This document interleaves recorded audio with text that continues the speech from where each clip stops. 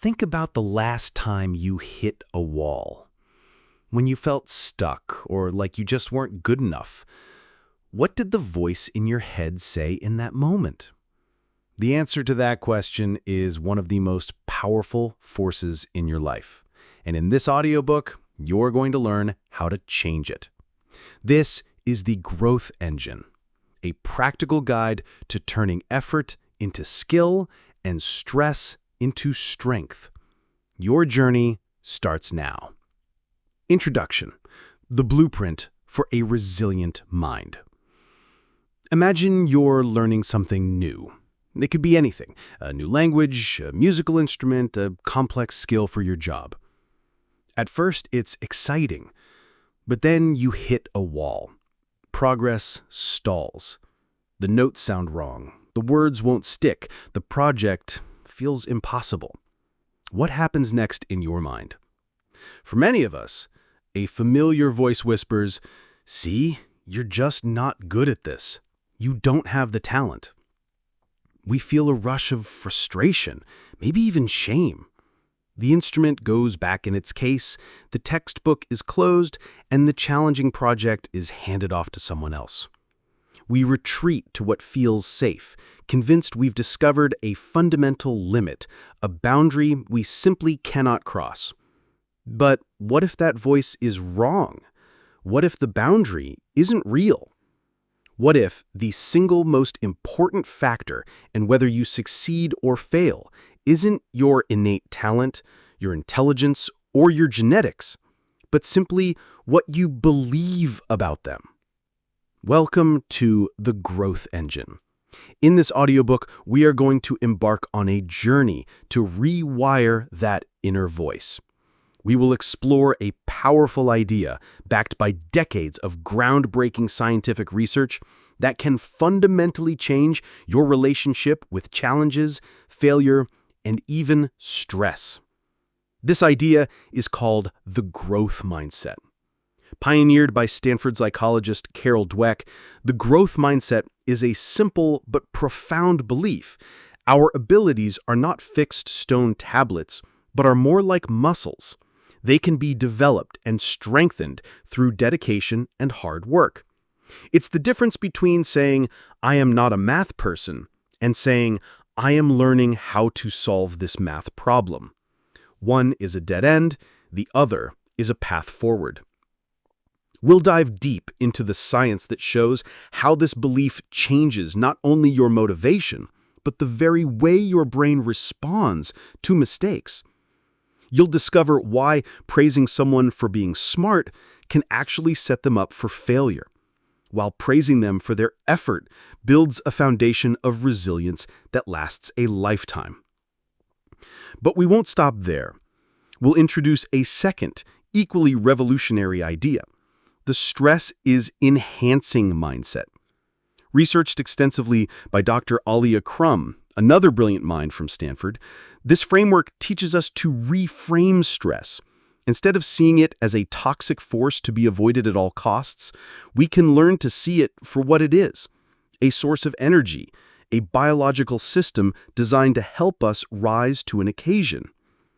You'll learn how simply changing your perception of stress can improve your health, focus, and performance under pressure. These two mindsets are not just interesting psychological theories. They are a powerful, synergistic duo. Together, they form a practical toolkit for building what I call the growth engine, an internal system that propels you forward, turning obstacles into opportunities and pressure into power. This audiobook is designed for your ears. It's a conversation. We'll walk through the landmark experiments, but we'll do it with relatable stories and practical examples. I will give you concrete, actionable tools, from simple shifts in your self-talk to specific writing exercises that you can start using today to cultivate these mindsets in yourself, your children, or your team. This isn't about pretending challenges aren't hard or that stress isn't real. It's about understanding that the struggle, the effort, and the moments of frustration are not signs that you should quit. They are signs that you are growing. They are the sound of your growth engine firing up, building the person you are capable of becoming. So if you're ready to leave the myth of fixed talent behind and unlock a new level of resilience and achievement, let's begin. Part 1. The Power of Belief. Understanding Growth Mindset. Chapter 1. The Two Mindsets, a Fork in the Road to Success. Let's go back to that classroom we imagined. Two students sit at their desks, each looking at a test they just got back. Both of them got a C-.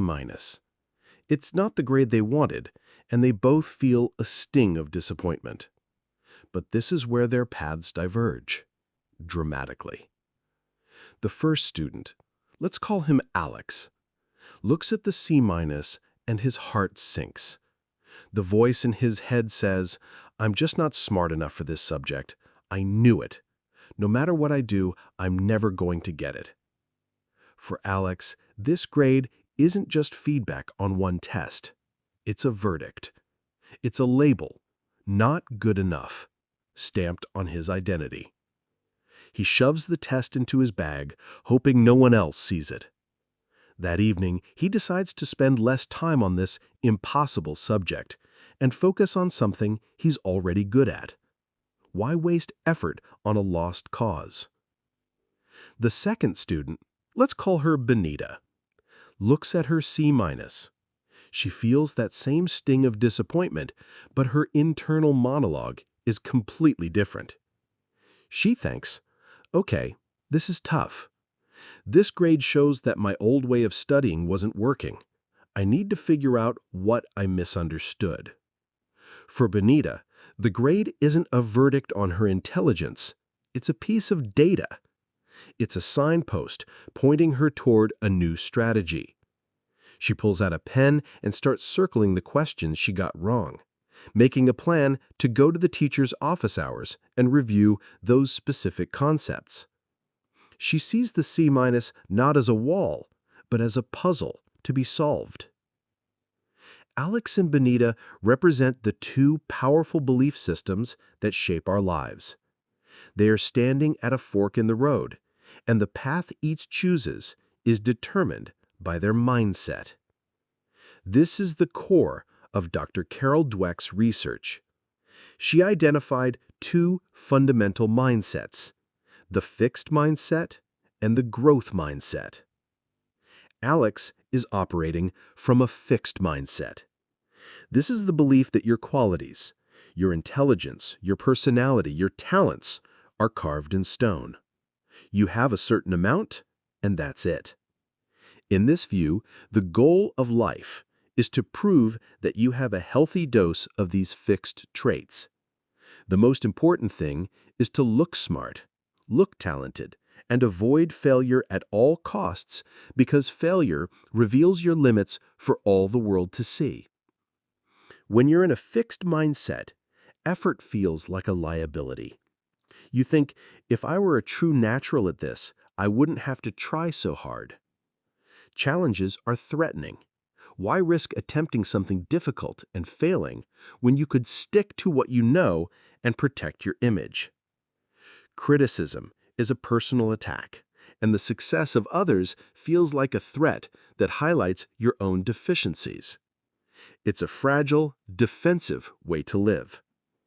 Benita, on the other hand, is operating from a growth mindset. This is the belief that your basic abilities can be developed and cultivated through dedication, strategy, and hard work.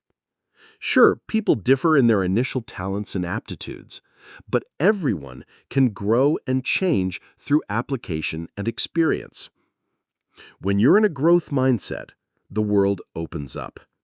Effort is no longer a sign of weakness. It's the very thing that makes you smarter and more capable. It's the engine of growth. Challenges are not threats. They are opportunities to stretch yourself and learn something new. Failure isn't a verdict. It's a lesson. It's valuable information that guides you toward improvement. Criticism is a gift of feedback, and the success of others is a source of inspiration and learning. So, where do these beliefs come from? They are often formed early in life, shaped by the messages we receive from our parents, teachers, and culture. But they are not permanent. A mindset is a belief, and beliefs can be changed. And this isn't just about school or intelligence. This framework applies to everything. Think about creativity. Someone with a fixed mindset says, "Oh, I'm not a creative person." They see creativity as a magical gift you're either born with or not. Someone with a growth mindset says, "Creativity is a skill built on practice, trying new things and learning from other artists." Think about sports. A fixed mindset athlete believes in natural talent above all else. After a bad game, they might doubt they have what it takes. A growth mindset athlete, like the legendary Michael Jordan, who was famously cut from his high school varsity team, sees setbacks as fuel. They believe that relentless practice on their weaknesses is what separates the good from the great.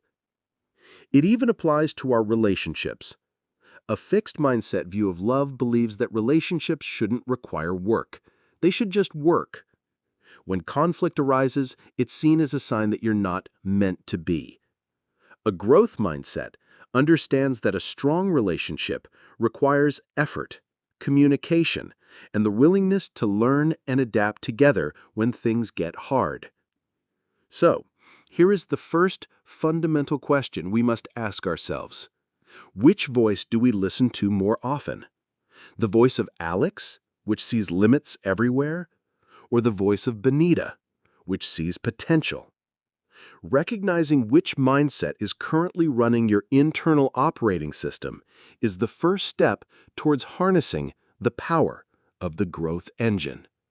In the next chapter, we'll uncover one of the most surprising and powerful ways these mindsets are built, and how a few simple words of praise can set a child on one path or the other.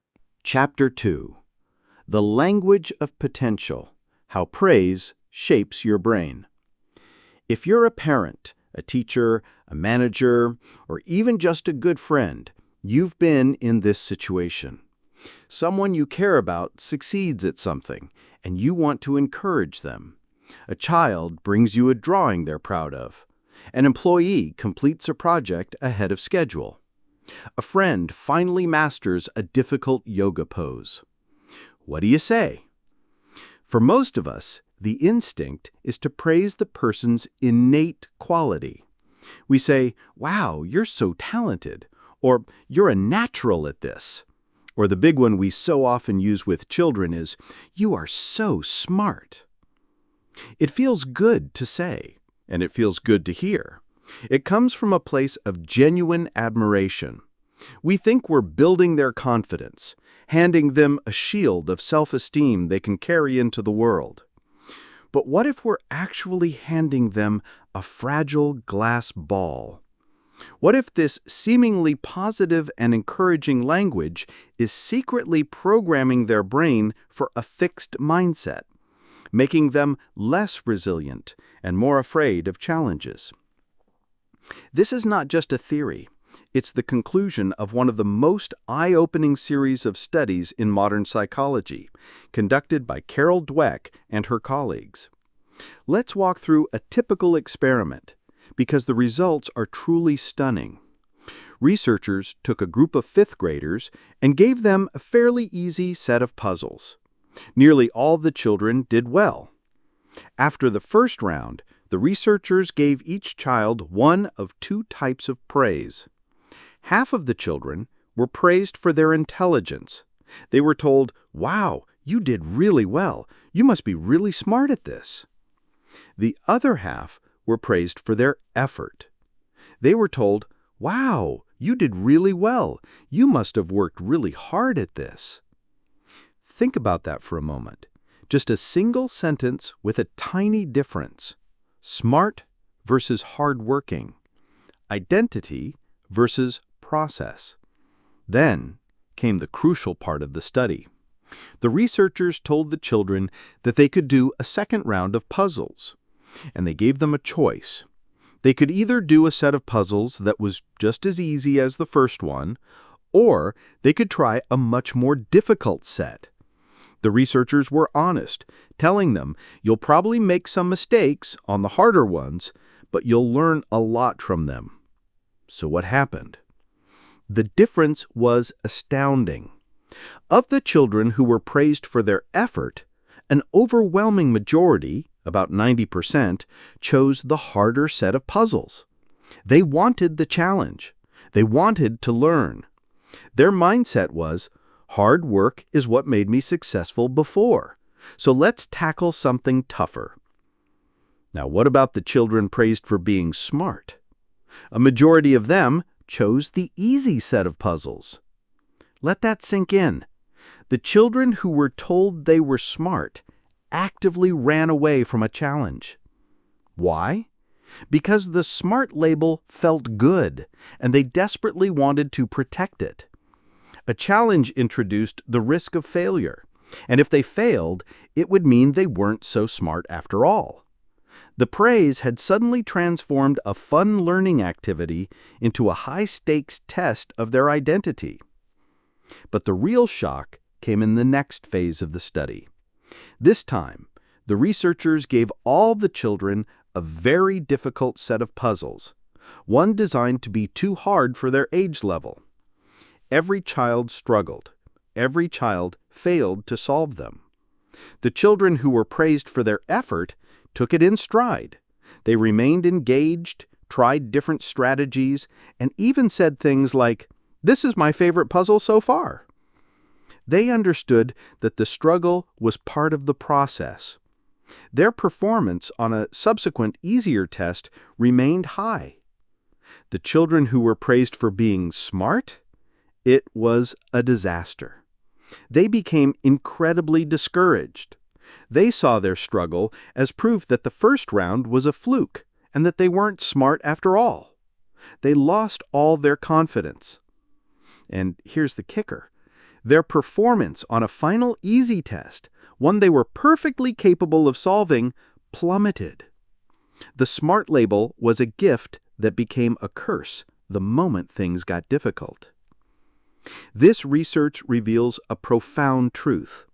When we praise identity, "You're smart," we tie a person's self-worth directly to their performance. Success means, "I am worthy." Failure means, "I am worthless." It creates a volatile, fragile sense of self. But when we praise process, "You worked hard. I love the strategy you used.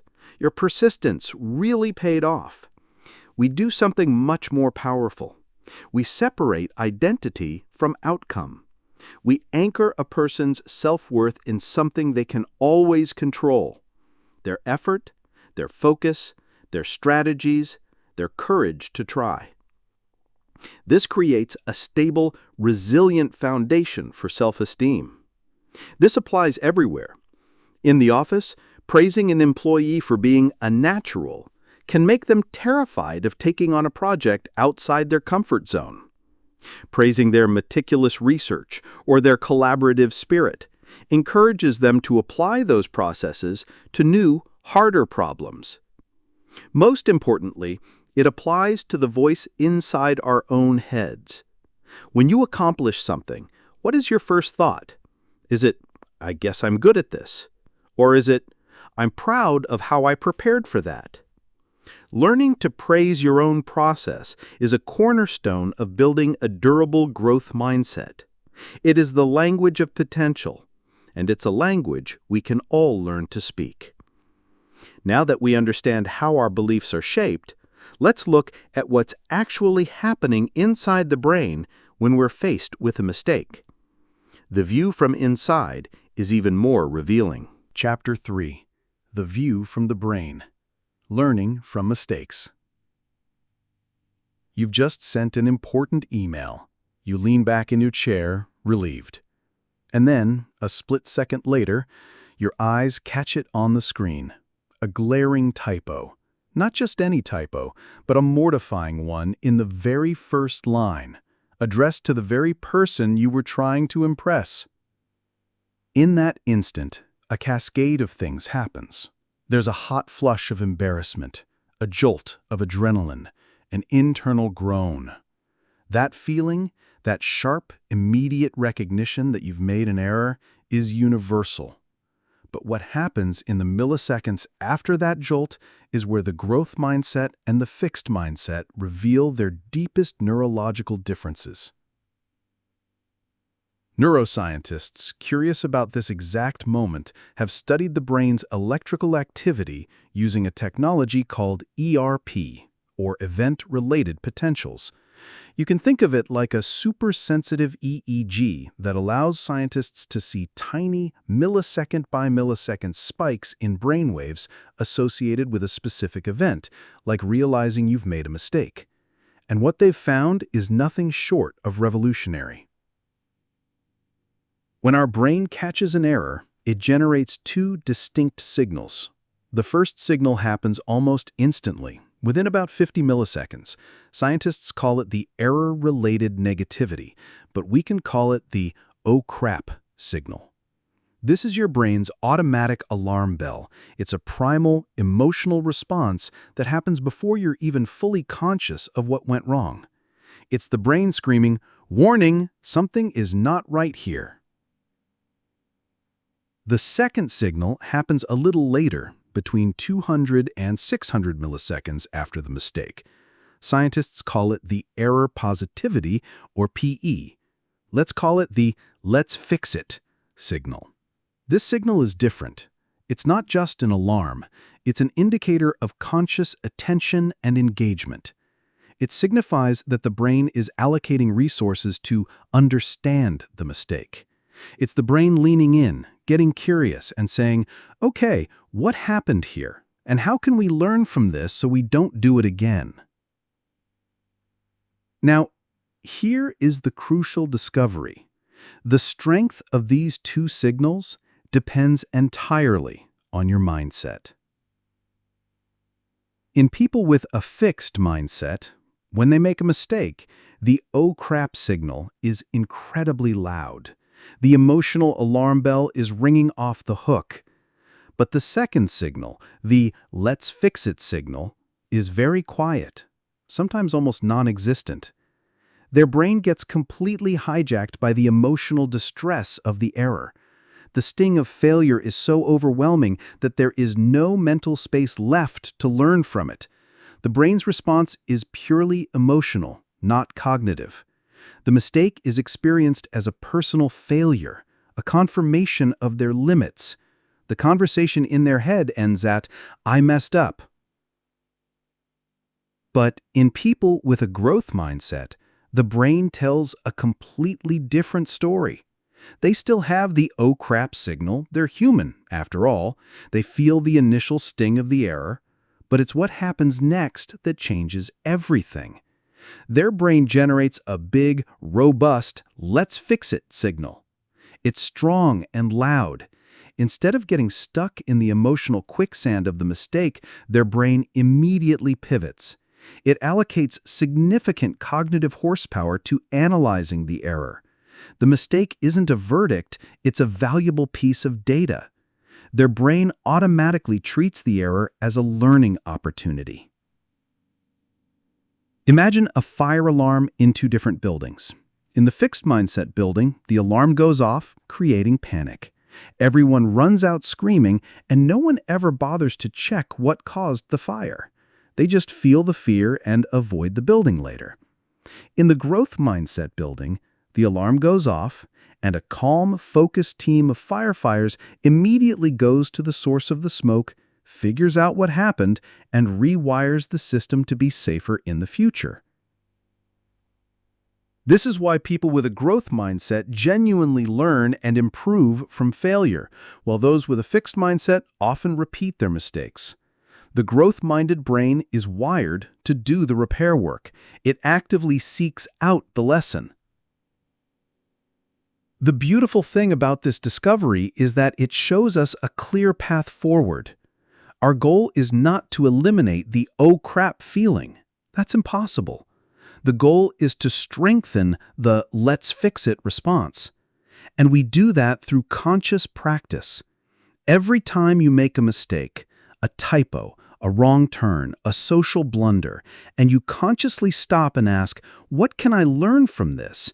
You are literally forging and strengthening that neural pathway. You are training your brain to move from emotional reaction to cognitive reflection. You are building, synapse by synapse, a brain that is wired for growth. We've now seen how our beliefs about ability shape the way we learn.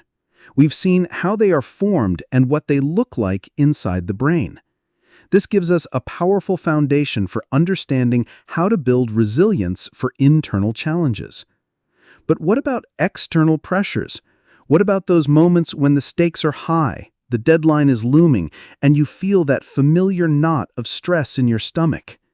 It turns out there's a mindset for that too. And when combined with a growth mindset, it becomes an unstoppable force. In Part 2, we will turn our attention from the challenges within to the pressures without, and explore the revolutionary idea that stress can be your greatest ally. Part 2. The Stress Revolution. Turning Pressure into an Asset. Chapter 4. Rethinking Stress. Introducing the Stress is Enhancing Mindset. You're standing backstage. In 2 minutes, you have to walk out and give a presentation to a room full of important people. Your heart isn't just beating, it's hammering against your ribs. Your palms are slick with sweat, your breath is shallow, and your stomach is doing flips. What's the immediate thought that pops into your head?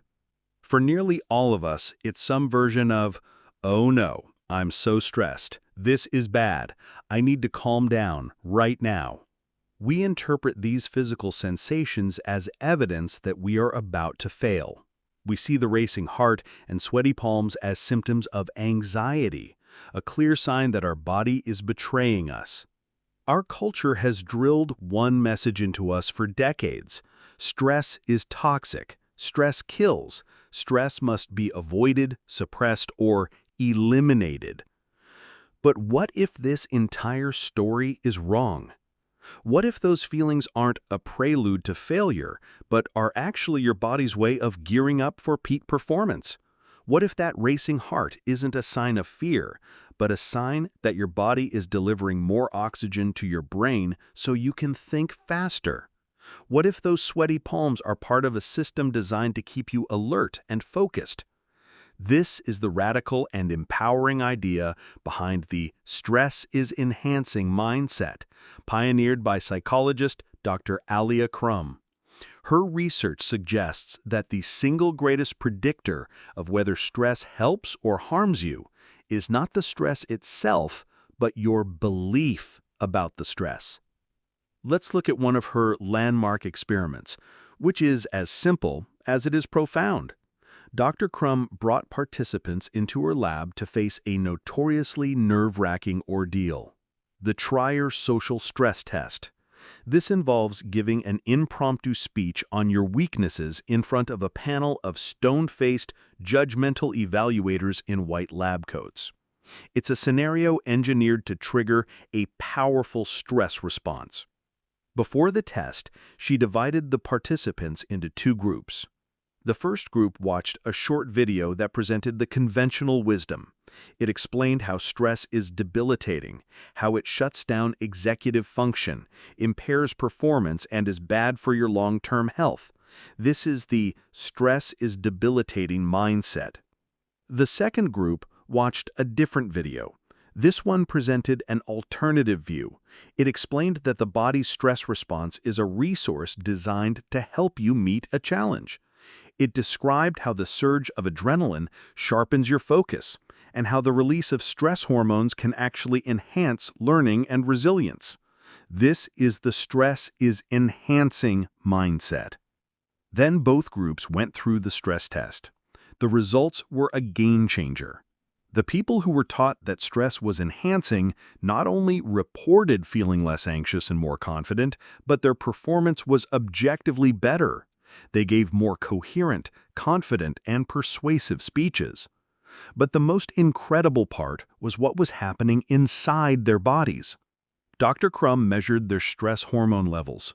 Everyone produced cortisol, the famous stress hormone, but the group that viewed stress as a resource showed a much more adaptive hormonal profile. They had a healthy spike of cortisol during the challenge, but it cleared from their system much faster afterward. They didn't stay stuck in that stressed-out state.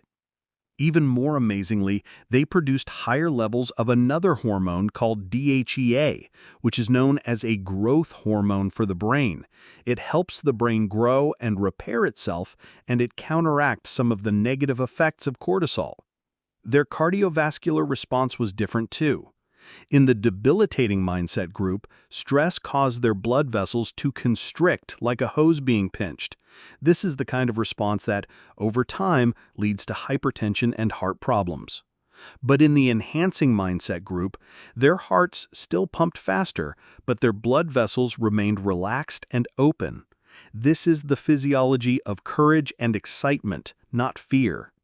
It's the profile of a body that is rising to a challenge, not collapsing under a threat. Think of it like this. Imagine two race car drivers. Both are on the starting line, engines revving, the vibration and noise are intense for both of them. The first driver thinks, "This shaking is terrible, my car is falling apart." He panics and drives poorly.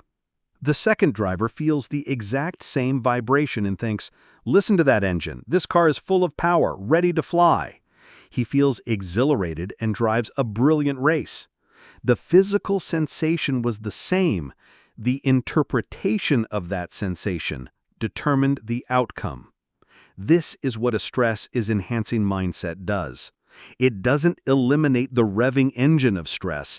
It teaches you to interpret it as power. It's a cognitive shift from seeing a situation as a threat to seeing it as a challenge. By simply changing your belief, you change your body's biology. Now we have two incredibly powerful tools in our mental toolkit: a growth mindset for how we view our abilities, and a stress-enhancing mindset for how we view pressure. Chapter 5. The Synergistic Effects of Combined Mindsets. Imagine you have two ingredients. The first is a growth mindset. It's the belief that you can improve, that your effort matters, and that challenges are opportunities to get smarter and stronger. It's a powerful engine for motivation. The second ingredient is a stress-is-enhancing mindset. It's the belief that the feeling of stress is your body gearing up for action, a resource that can help you perform at your best. It's a powerful tool for staying calm and focused under pressure. Each one on its own is incredibly useful, but what happens when you combine them? This is where things get truly exciting. This isn't a case of 1 + 1 = 2. It's a case of 1 + 1 = 10. The combination of these two mindsets creates a synergy that dramatically amplifies their individual benefits. Think of it like building a high-performance race car. A growth mindset is the powerful engine. It gives you the horsepower and the drive to move forward, to want to enter the race in the first place. But what good is a massive engine if the car's cooling system can't handle the heat? The moment you push the engine hard, it overheats and shuts down. That's where the stress-is-enhancing mindset comes in. It's the advanced cooling system. It allows the engine to run at its absolute peak performance without breaking down. It manages the heat and pressure generated by the engine's effort, turning that energy into sustainable power.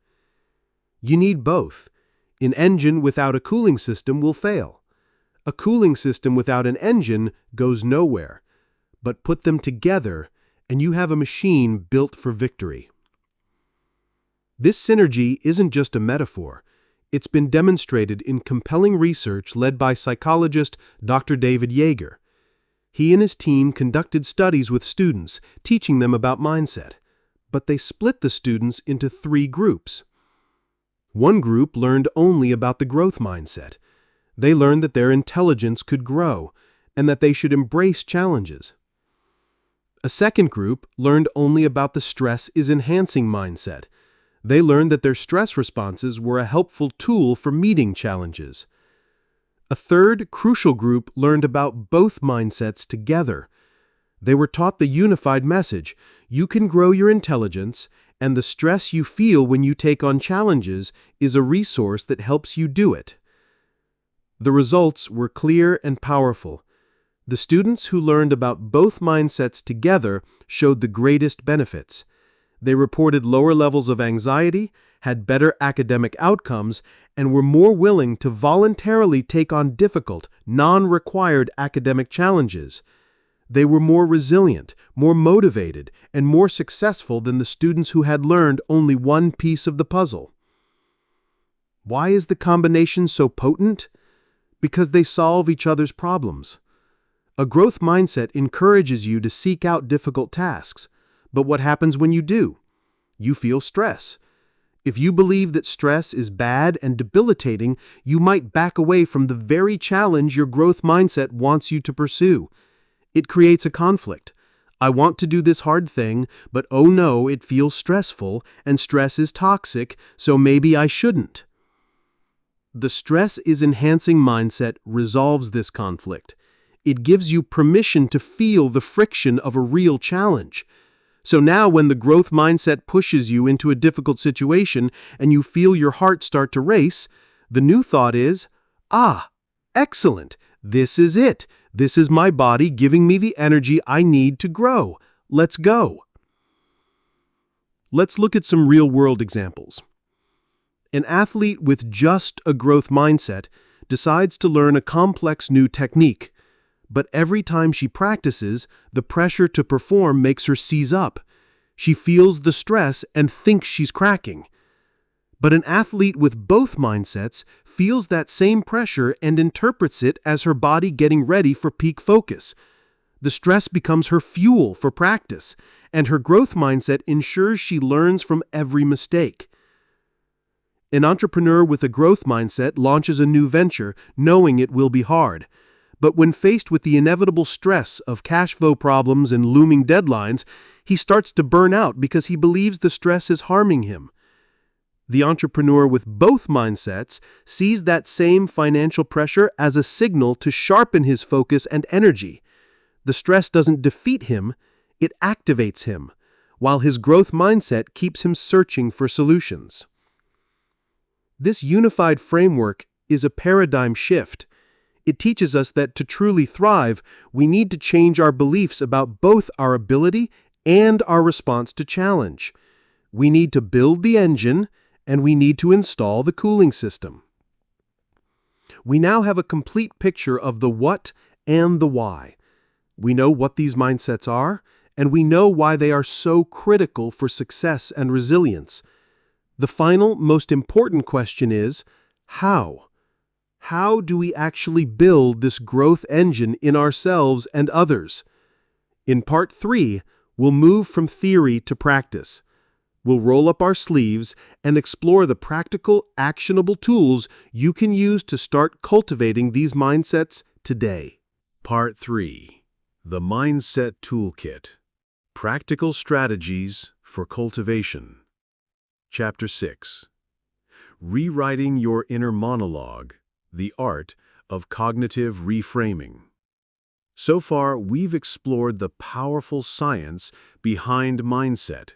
We understand what a growth mindset is, what a stress-enhancing mindset is, and why they work together so effectively. Now we move into the most important part of our journey, the workshop. This is where we take these fascinating ideas off the shelf and put them to work in our daily lives. The foundation of all mindset change begins in the quiet space between your ears. It starts with the story you tell yourself about your experiences. That internal monologue, the constant stream of thoughts you have about your challenges, your successes, and your failures, is the architect of your mindset. If we want to build a growth engine, we have to start by rewriting the blueprints. This practice is called cognitive reframing. It sounds complex, but it's actually very simple. Cognitive reframing is the conscious act of changing your perspective on a situation to change how you feel and respond to it. It's about catching the automatic, fixed mindset story and intentionally replacing it with a growth mindset story. The single most powerful tool for this is a technique I call shifting from nouns to verbs. A fixed mindset loves nouns, specifically labels. It takes an event, like a failed project, and turns it into an identity. It says, I am a failure. It takes a difficult subject and says, I am not a math person. It takes a creative block and says, I am not a creative. These nouns are dead ends. They are verdicts. They feel permanent and unchangeable. A growth mindset, on the other hand, lives in the world of verbs. Verbs are about action, process, and progress. A growth mindset doesn't say, I am a failure. It says, I am learning from this setback. It doesn't say, I'm not a math person.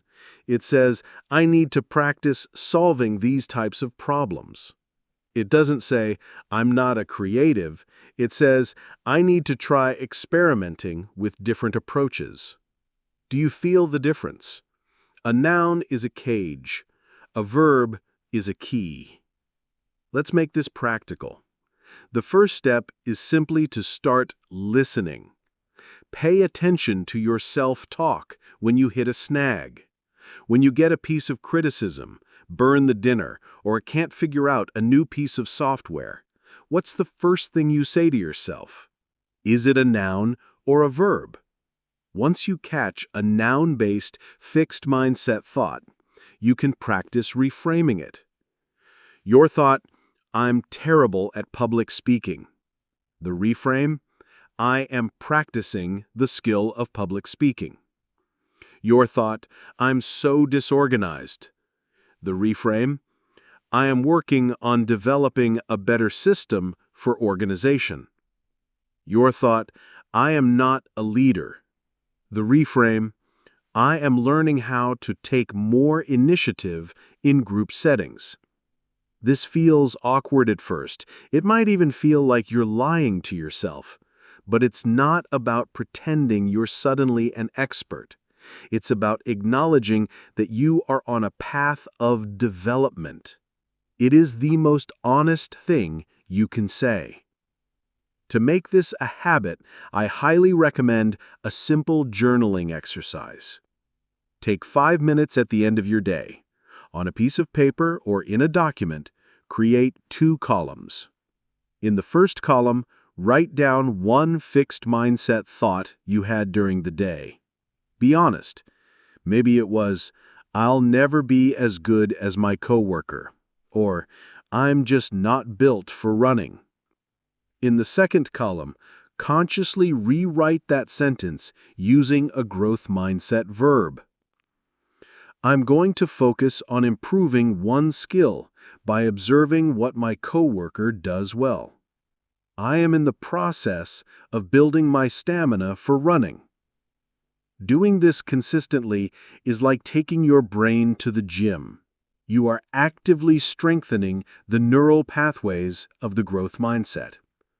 Now, it's crucial to be realistic. This isn't a magic wand. You will not eliminate all fixed mindset thoughts overnight, and you shouldn't even try. The goal is not to achieve a state of perfect, unshakable growth mindset. The goal is simply to get better and faster at catching the fixed mindset in action and choosing a different response. Embracing this process requires patience. It's like learning a new language. At first, you have to consciously translate every word. It's slow and clunky. But with practice, you start to think in the new language without translating. The same is true here. With practice, the growth-oriented thoughts will begin to arise more naturally.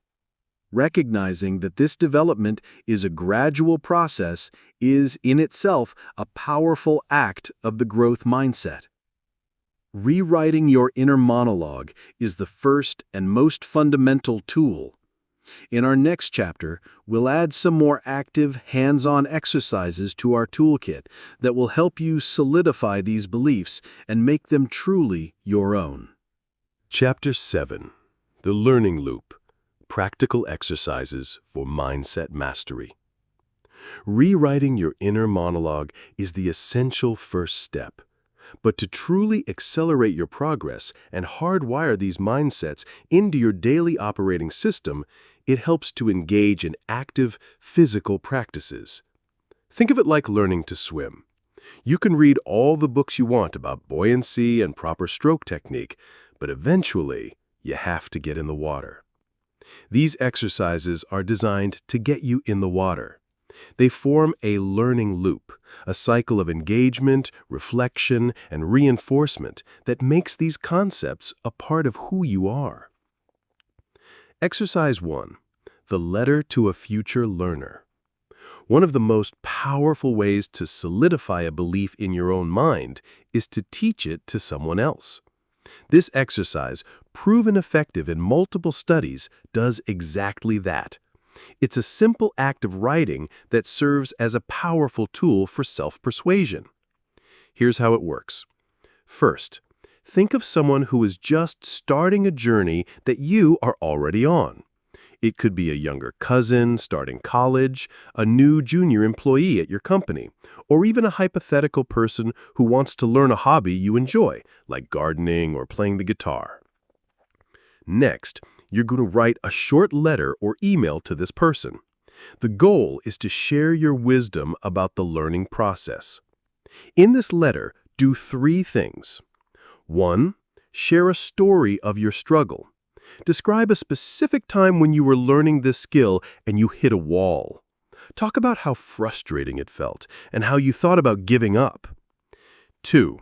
Explain the value of effort and stress. Tell them that this feeling of struggle is not a sign they should quit. It's a sign they're growing. Tell them that the effort they put in is what will build their skill. Share the idea that the stress they feel is actually their body and brain gearing up to help them overcome the challenge. 3. Give encouragement. End by encouraging them to embrace the process, to not be afraid of making mistakes, and to focus on getting a little better each day, rather than being perfect from the start. You don't even have to send the letter. The power is in the act of writing it. When you articulate these principles to help someone else, you are simultaneously reinforcing them for yourself. You are taking the abstract ideas of growth mindset and stress is enhancing and framing them in the context of your own life story. It moves the knowledge from your head to your heart. Exercise 2. Constructive error analysis. This exercise is about putting the let's fix it brain signal into conscious action. When you make a common everyday mistake, a fixed mindset either ignores it or spirals into shame. A growth mindset gets curious. This simple 60-second analysis replaces the shame spiral with a productive problem-solving loop. The next time you make a small error, you miss a turn while driving, you say the wrong thing in a meeting, you forget an ingredient in a recipe, pause.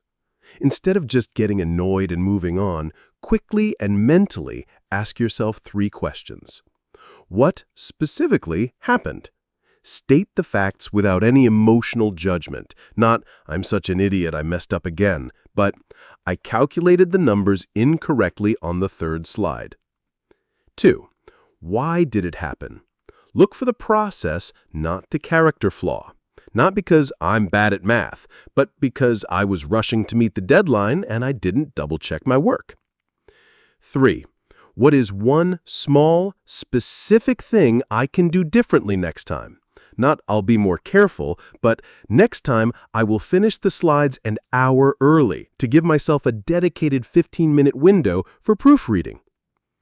This micro-analysis does two things. It drains the emotional poison from the mistake and transforms it into useful information. And it gives you a sense of control. You walk away with a plan, not a scar. Exercise 3. The Mindset Minute. It's easy to feel like changing your mindset has to be a huge, time-consuming project. But research shows that even incredibly brief interventions can have a lasting impact. Consistency is far more important than intensity. That's the idea behind the Mindset Minute. Just once a day, take a literal 60 seconds to consciously reinforce these ideas. You can set a reminder on your phone. In that minute, just do one of the following. A quick reframe. Think about one challenge you're currently facing and consciously say to yourself, the effort I'm putting into this is making me better. Or stress check-in. Notice any stress in your body. Instead of resisting it, tell yourself, this is my body giving me the energy to handle this. Or recall a win. Remember a specific time in your life when your persistence paid off. Relive that feeling of accomplishment that came from hard work. This simple daily ritual keeps these concepts at the top of your mind. It's like a daily vitamin for your growth engine. It ensures that the fixed mindset doesn't have a chance to quietly creep back in and take over without you noticing. By teaching others, analyzing your failures, and reinforcing the message daily, you create a powerful, active loop of learning that will transform these ideas from something you've heard into something you live. Now, how do we take these tools and use them to help the people around us? Chapter 8. Cultivating Growth in Others. A guide for parents, educators, and leaders. The principles of the growth engine are not meant to be kept to yourself. Their true power is unlocked when they become part of a shared culture in your family, in your classroom, or on your team. As a parent, a teacher, a coach, or a manager, you are in a unique position to be a catalyst for growth. You can be the person who hands someone a key instead of locking them in a cage of fixed expectations. Cultivating growth in others doesn't require a fancy degree or a complex training program. It comes down to three things: the feedback you give, the behavior you model, and the environment you create. Number 1. The art of giving effective feedback. We've already seen how praise can either build resilience or sow the seeds of anxiety.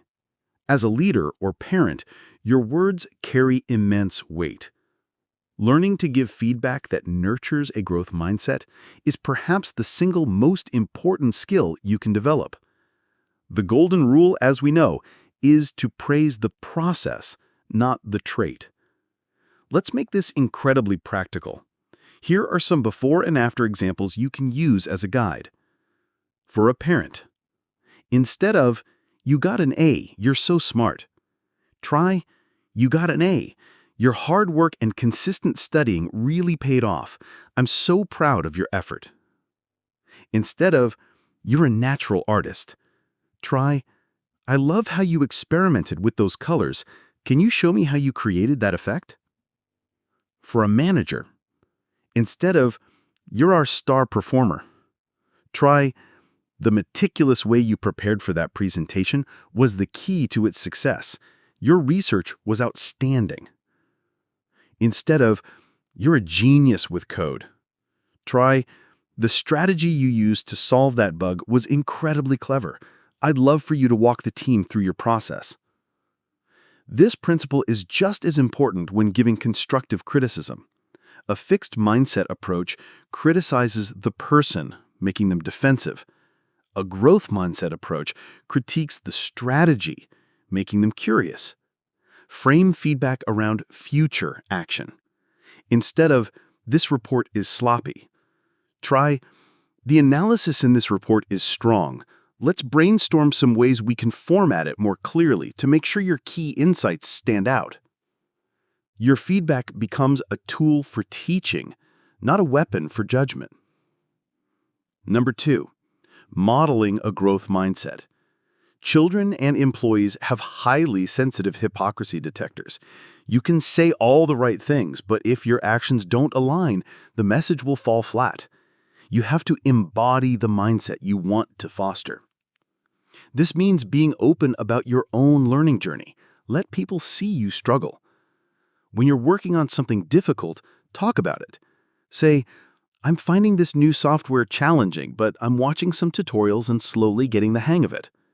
This communicates that struggling is a normal, acceptable part of learning, not a sign of incompetence. When you make a mistake, own it and narrate your learning process out loud. For example, in a team meeting, you could say, "I realize now that the initial deadline I set for this project was unrealistic. That was my mistake. I learned that I need to account for X and Y in the future. Let's adjust the timeline together." By doing this, you're not showing weakness, you're demonstrating strength.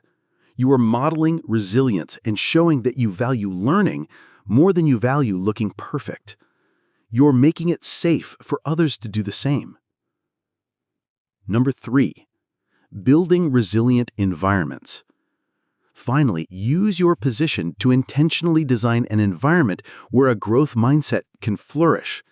This is about creating psychological safety, a shared belief that it is safe to take interpersonal risks. It's the feeling that you won't be punished or humiliated for speaking up, asking a question, or admitting a mistake. How do you build this? First, frame challenges as team opportunities, not as individual tests. Use inclusive language. It's not, "This is a hard task, let's see who can handle it." It's, "This is a tough challenge that will stretch all of us. Let's put our heads together and figure out how we're going to tackle it." Second, celebrate intelligent failures.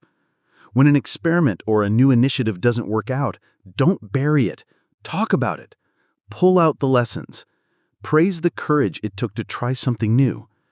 You could say, "This approach didn't get us the result we wanted, but the experiment gave us invaluable data that will make our next attempt much stronger. Great effort." When you do this, you create a culture where innovation isn't just a buzzword, it's a real possibility because the fear of failure no longer holds people back. Your role as a parent, leader, or teacher is to be the chief gardener of your ecosystem. By choosing your words carefully, modeling resilience, and creating a safe environment for challenges, you are tending the soil where others can grow. You are not just building your own growth engine, you are helping everyone around you build theirs too. Conclusion: the lifelong journey of growth. We have reached the end of this audiobook, but we are at the very beginning of a new way of living. We began this journey with a simple fork in the road, embodied by 2 students looking at a C- grade. One saw a verdict, the other saw a puzzle. One saw a wall, the other saw a path. Throughout our time together, we have explored the profound science that explains this divergence. We've dismantled the myth of fixed talent and discovered the immense power of the growth mindset, the belief that effort is the engine of ability. We learned that a few simple words of praise can either build a foundation of resilience or create a fragile identity that shatters under pressure. We journeyed into the brain itself and saw how a growth mindset transforms the sting of an error from an emotional crisis into a cognitive opportunity to learn.